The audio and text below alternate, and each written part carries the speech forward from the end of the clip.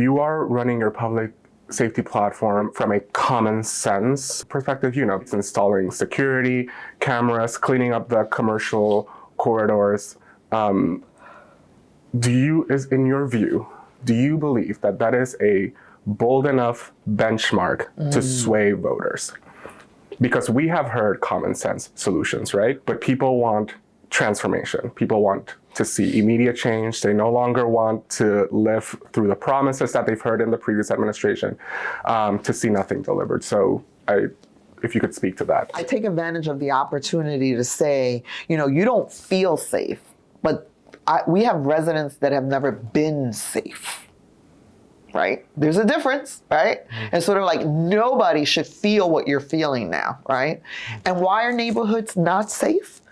Because all the data sets prove it. I mean, yesterday we were at a forum around greening, and what greening does and blight removal does in terms of bringing down crime and gun violence, right? So like, we know what makes neighborhoods safe. It means you build out a neighborhood that is safe when you have cameras, when you have good lighting, when you have blight remediation, and then people begin to come out because it's like, this neighborhood looks safe, right?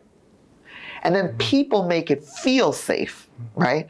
And then you get to safety, right? And obviously with that comes investment in human capital, because infrastructure alone is not going to make us safe. We have to end policies that separate families. We have to wrap ourselves around these young folks who are killing each other because they feel they're hopeless because of what we haven't done, right? We failed them already, right?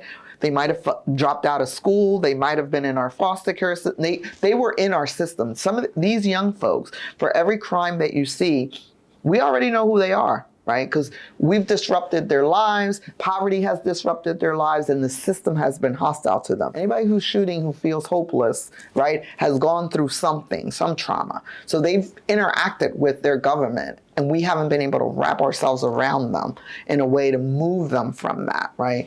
And so that's what my approach is that's very different. Yes, police reform, we're the only one calling for a CFO, we're the only one calling for a human resources that really looks at training, recruitment, and all those things, a new deployment strategy, putting civilians in the police force so that we can get uniformed, trained officers in the street. All of that is in our public safety plan. We have pledged in the first 100 days, we're going to do what works. We're going to go to those 100 top corners where we know the next crime is going to happen, where the police know the next crime is going to happen. And we're going to put a camera, we're going to light it up, we're going to clean it up, and we're going to tell those neighborhoods, we see you, and we're here to protect you and make you safe.